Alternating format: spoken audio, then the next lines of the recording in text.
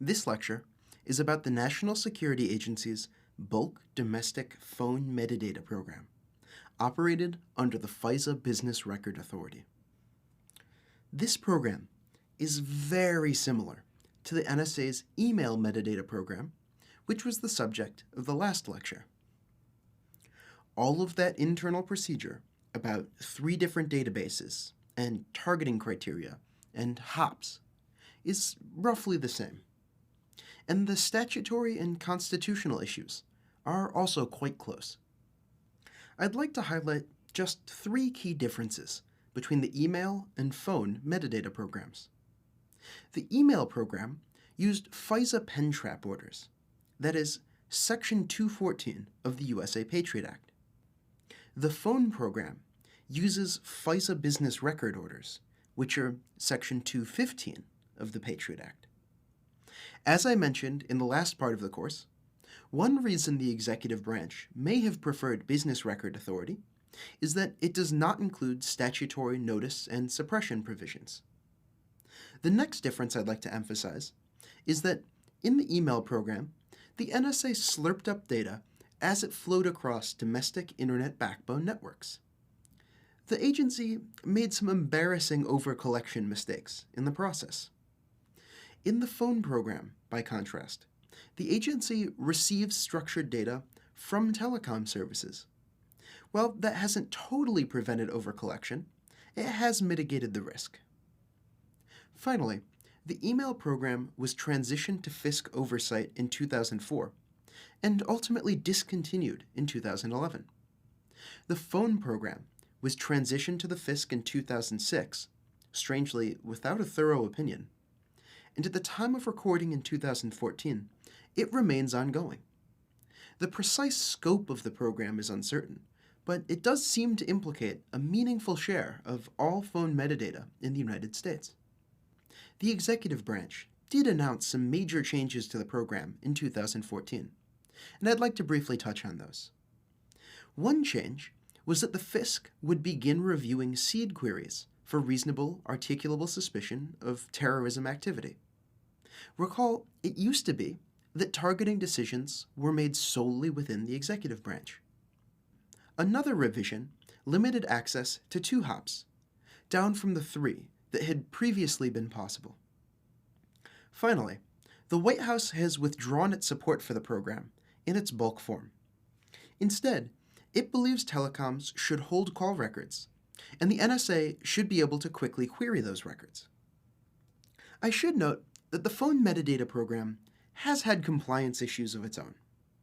They don't appear to have been quite of the severity as the problems with the email metadata program, but they also were certainly black marks with the FISC. One problem, once again, was automated querying of the raw data without a reasonable, articulable suspicion determination.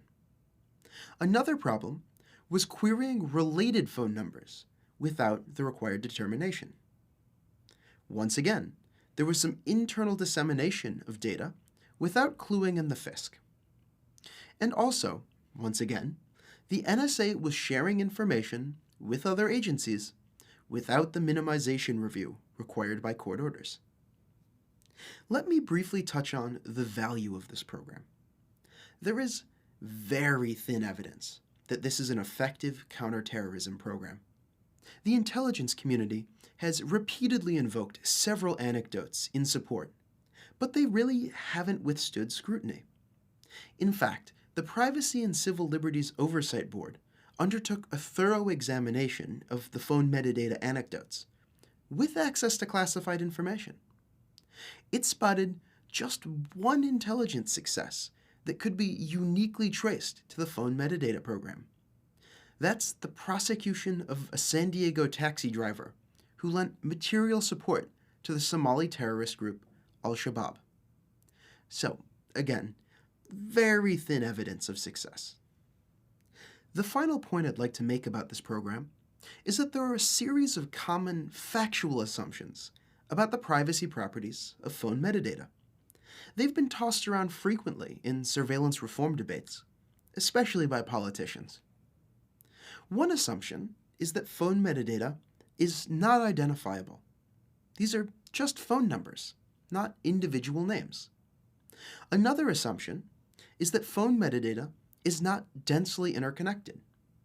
That matters greatly because it determines how much metadata is within 2 or 3 hops and can therefore move into the corporate store.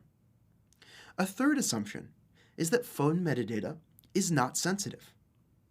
What's the big deal? The argument goes. It's just call logs.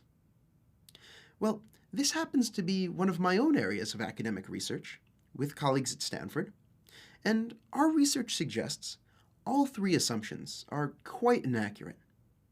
Matching a phone number to a person's name or a business is really easy. And it turns out that phone metadata is densely interconnected.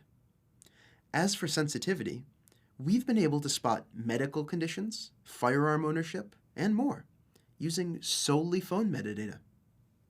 So, this common invocation that it's just metadata really is inconsistent with empirical results. So, that's a quick sketch of how the NSA's phone metadata program is a lot like the discontinued email metadata program, how there's thin evidence of the program's efficacy, and the potential privacy impacts of the program. The next pair of lectures turn to controversial activities under Section 702 of the FISA Amendments Act, beginning with the PRISM program.